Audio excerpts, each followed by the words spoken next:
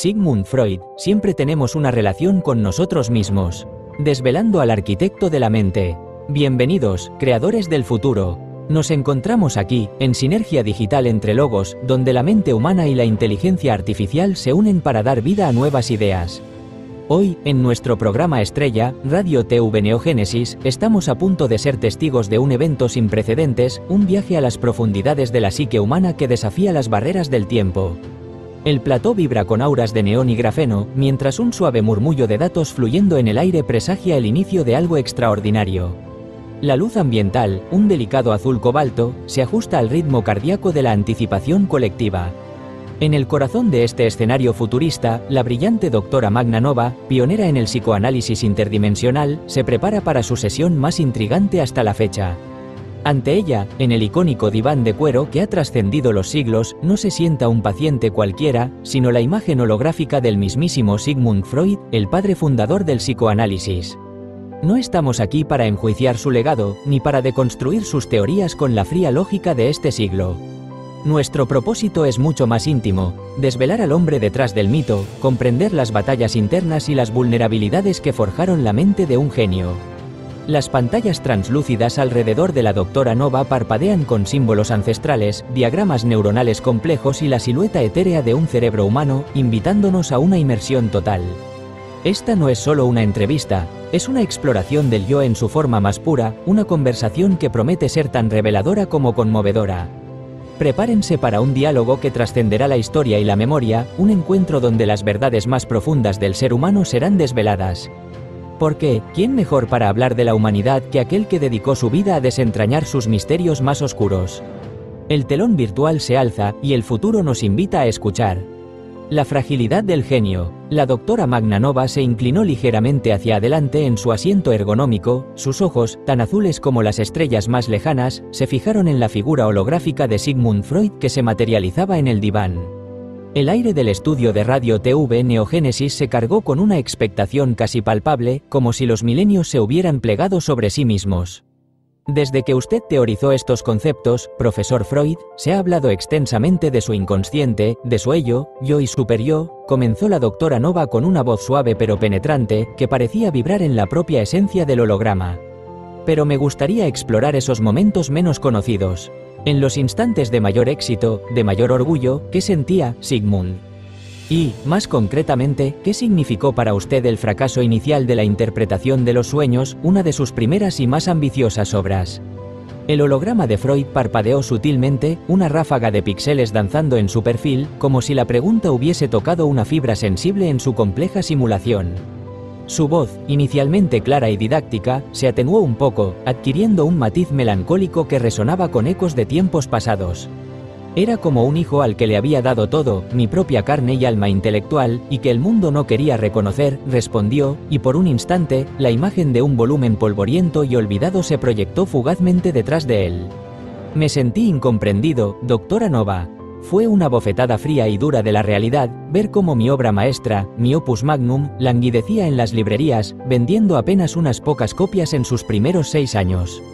La indiferencia inicial me golpeó con una fuerza que solo un padre puede sentir ante el desprecio de su primogénito. Había volcado en ella años de observación meticulosa, de autoanálisis tortuoso, de audaces conexiones entre el velo onírico y las profundidades abisales del espíritu humano. Era mi intento de descifrar la esfinge de la vida interior. Freud hizo una pausa, y un sutil paisaje sonoro de una Viena fin de siècle, con el repiqueteo distante de carruajes, envolvió momentáneamente el plató. Pero a pesar de la punzada del rechazo, y aunque la herida era profunda, en mi fuero interno, una convicción inquebrantable ardía. Sabía que la verdad contenida en esa obra era más grande que el rechazo momentáneo de la sociedad, más poderosa que la ceguera de mis contemporáneos. Era una verdad que el tiempo, y solo el tiempo, revelaría. Aquel fracaso no hizo sino fortalecer mi determinación. Me obligó a mirar hacia adentro, a reafirmar mi confianza en mi propio juicio, en la validez de mis descubrimientos. Entendí que la revelación de ciertas verdades exige no solo ingenio, sino también una paciencia estoica. El ego se tambaleó, sí, pero el yo profundo, el que creía en la trascendencia de mis ideas, se mantuvo firme. Fue una lección de humildad y de fe ciega en el propio camino.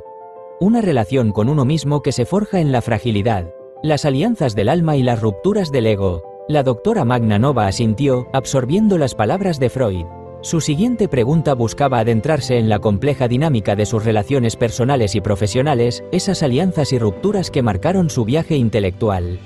Profesor Freud, dijo la doctora Nova, con un tono que buscaba la raíz de las lealtades y las traiciones, su vida estuvo marcada por intensas alianzas y amargas rupturas. Pienso en figuras como Jung o Adler, quienes alguna vez fueron sus discípulos más cercanos y luego se convirtieron en críticos acérrimos. ¿Cómo coexistía la profunda conexión intelectual con la lucha por la autonomía del pensamiento? ¿Y cómo contrasta esta experiencia con la relación que mantuvo con Lou Andreas Salomé, una figura tan singular e independiente? El holograma de Freud se irguió ligeramente, y en las pantallas translúcidas detrás de él, aparecieron las siluetas espectrales de Carl Jung y Alfred Adler. Eran figuras etéreas, casi sombras, que se desvanecían lentamente, como recuerdos que se disuelven. Ah, Jung, Adler, la progenie intelectual, murmuró Freud, su voz volviendo a adquirir un matiz de antigua autoridad, aunque con un dejo de tristeza. Ellos querían suplantarme, matarme, como el hijo que mata a su padre en el mito de Edipo. No buscaron un camino distinto, sino la negación del origen. Jung, con su inconsciente colectivo, un desvío místico que sentí como una traición a la rigurosidad científica que había construido. Adler, con su énfasis en el sentimiento de inferioridad y la voluntad de poder, reduciendo la complejidad de las pulsiones a una mera búsqueda de compensación social. No podían tolerar la sombra del patriarca, la influencia del fundador. Cada divergencia, cada nueva hipótesis que se apartaba de mis principios fundamentales, la percibía como un ataque directo a la verdad que había descubierto, una amenaza a la integridad de la gran catedral que estaba construyendo ladrillo a ladrillo.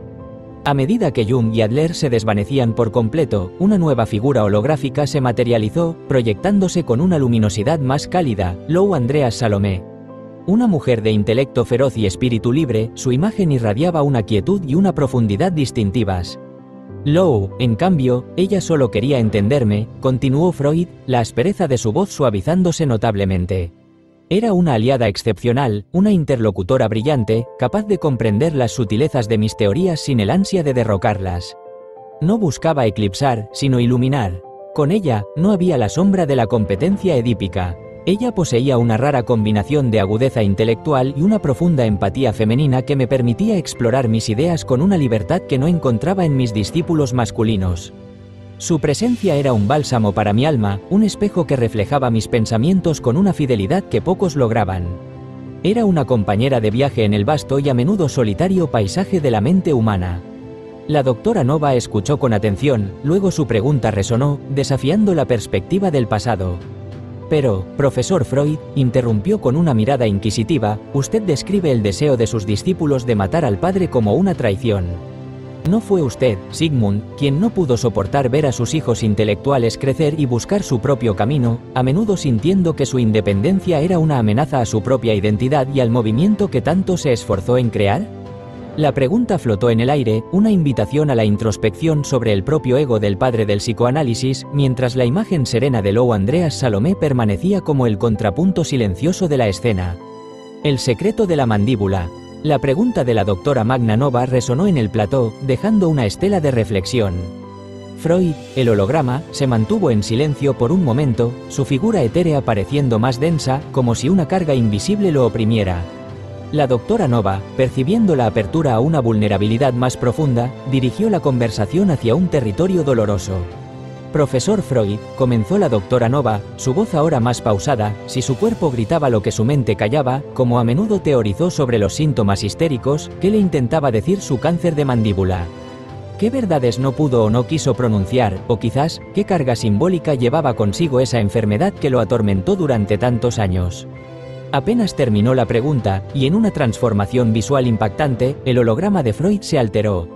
Su rostro, por un momento, pareció fusionarse con la imagen de un puro encendido, que se desdibujaba en humo, mientras una proyección distorsionada y grotesca de una mandíbula, con grietas y fisuras luminosas, flotaba justo al lado de su cabeza. El ambiente sonoro se tiñó con un sutil crujido, un eco metálico y seco que evocaba la incomodidad física. La voz de Freud se volvió inestable, fluctuando en intensidad, apenas un murmullo que se abría paso entre la imaginería dolorosa. Era una sentencia, admitió Freud, su figura inestable, como si la energía que lo sostenía flaqueara. 33 operaciones, doctora Nova. 33 veces mi cuerpo fue invadido, reconstruido. Era un recordatorio constante de la fragilidad de la carne, de la rebelión del ello encarnado. El puro, esa extensión de mi pensamiento, mi compañero constante en la introspección y la escritura, se había convertido en mi verdugo silencioso. La boca, el órgano del habla, de la nutrición, de la expresión de los pensamientos más íntimos, se convirtió en el epicentro de mi dolor. ¿Qué verdades no quise pronunciar? Quizás, la verdad de mi propia mortalidad, la inevitabilidad del final, que como todo ser humano, intentaba reprimir. El holograma se mostró aún más débil, y la mandíbula distorsionada pareció temblar. Pero también fue una liberación, en cierto sentido, continuó Freud, su voz recuperando un hilo tenue de su antigua firmeza. Una confrontación brutal con la realidad biológica que mis teorías, a veces, parecían trascender. Era la prueba irrefutable de que el ello vive también en la carne, en sus fallas, en sus enfermedades, en su inexorable declive. El cuerpo, con su propia sabiduría primordial, impuso su verdad cuando la mente, quizás, se negaba a aceptarla por completo. Fue un espejo brutal y despiadado, que reflejaba la interconexión inquebrantable entre la psique y el soma, entre el deseo inconsciente y la manifestación física. En mi propia enfermedad, vi reflejados los misterios que había intentado desentrañar en mis pacientes. Fue la más íntima de mis autoexploraciones, una que no pude escapar ni por un instante. La relación más cruda y desafiante con mi propio ser, dictada por la biología. El espejo del género y el silencio de las mujeres. El silencio llenó el estudio de Radio TV Neogénesis después de la íntima confesión de Freud sobre su sufrimiento físico. La doctora Magna Nova percibió que el momento era propicio para abordar la crítica más persistente y contemporánea a su legado. Profesor Freud, dijo la doctora Nova, su voz cargada de una seriedad respetuosa pero firme, su obra sentó las bases para la comprensión de la psique humana. Sin embargo, en nuestro tiempo, se ha señalado un sesgo innegable en sus teorías. Usted analizó a innumerables mujeres, a figuras seminales como Anna O. y Emma Eckstein, cuyas historias fueron cruciales para el desarrollo del psicoanálisis. Pero, ¿las entendió verdaderamente en su complejidad femenina, o simplemente usó sus historias para analizarse a sí mismo? Sus conceptos, se argumenta, describen al hombre, no a la mujer, reduciendo su experiencia a una mera falta o desviación del ideal masculino. Al pronunciar los nombres de Anna y Emma Eckstein, sus figuras holográficas, etéreas y semitransparentes, se materializaron detrás del holograma de Freud. Eran espectros silenciosos, observando con una quietud enigmática. El rostro de Freud, en su proyección holográfica, mostró una instantánea superposición. Su propio rostro de niño apareció brevemente sobre el de las mujeres, y luego sobre el suyo propio, creando un efecto de caleidoscopio introspectivo. Fue un momento de honestidad no verbal, un reconocimiento tácito de la acusación. Luego, su voz, aunque recuperada, era más suave, despojada de su autoridad habitual, imbuida de una humildad que raramente había mostrado en vida. Esa es una pregunta justa, doctora Nova, y una que el tiempo ha sabido plantear con la claridad que a mi época le faltaba, respondió Freud, sus ojos holográficos pareciendo mirar más allá del plató, hacia la vastedad de la historia. Quizás mis teorías, inevitablemente, estuvieron teñidas por la lente de mi propia experiencia, por las limitaciones de mi género y de la sociedad patriarcal en la que viví y respiré. Era un hombre del siglo XIX, educado en sus paradigmas, inmerso en sus prejuicios inconscientes. La histeria femenina, el complejo de Edipo interpretado a través del prisma de la castración. Eran intentos sinceros de comprender, pero posiblemente incompletos, reflejos de una sombra en el espejo. Las figuras de Anna y Emma Eckstein comenzaron a desvanecerse lentamente, su silencioso juicio, o quizás su comprensión, se disolvía en el éter. Freud inclinó ligeramente su cabeza holográfica. Es innegable que mis primeras incursiones en la psique femenina estaban, en muchos aspectos, ligadas a mi propia psique masculina, a mis propias fantasías y ansiedades, a mis propias proyecciones. Al analizar a esas mujeres, al intentar desentrañar sus síntomas y sus sueños, estaba, en efecto, analizando fragmentos de la humanidad que yo mismo portaba, mis propios conflictos internos resonando en los de ellas. Mi comprensión del mundo, y por ende de la mujer, se construía sobre el andamiaje de mi propio yo y sus luchas. La mujer, como el continente oscuro, era para mí un terreno fértil para la proyección de mis propias incógnitas. Una ligera brisa virtual pareció recorrer el estudio, haciendo ondear las luces de neón. Freud fijó su mirada en la doctora Nova, una chispa de una sabiduría antigua en sus ojos. Siempre tenemos una relación con nosotros mismos, doctora Nova, concluyó, su voz ahora un susurro potente, resonando con la verdad central de su vida. Y la mía fue la única que pude analizar verdaderamente, la única a la que tuve acceso directo y total. Lo demás eran interpretaciones, extrapolaciones, intentos de comprender al otro a través del prisma ineludible del propio ser. Y en ese sentido, mi obra fue, en última instancia, un monumental y tortuoso viaje de autodescubrimiento. El eco intemporal como epílogo. El silencio se adueñó del plató de Radio TV Neogénesis, denso y cargado de las resonancias de la última revelación. El holograma de Sigmund Freud, con su confesión final sobre la ineludible relación con el propio ser, se desvaneció lentamente, píxel a píxel, como un sueño que se disuelve al amanecer.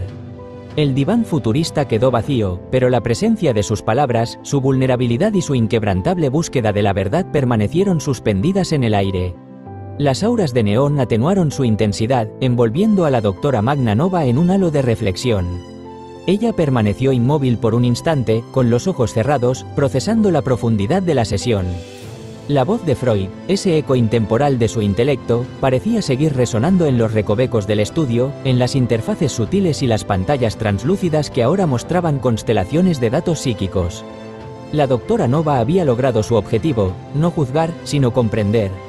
Había visto al genio, sí, pero también al hombre con sus inseguridades, sus batallas, sus proyecciones y sus límites, forjados en el crisol de su tiempo. La sesión había sido un espejo multidimensional, reflejando no solo a Freud, sino también la evolución del pensamiento humano sobre sí mismo.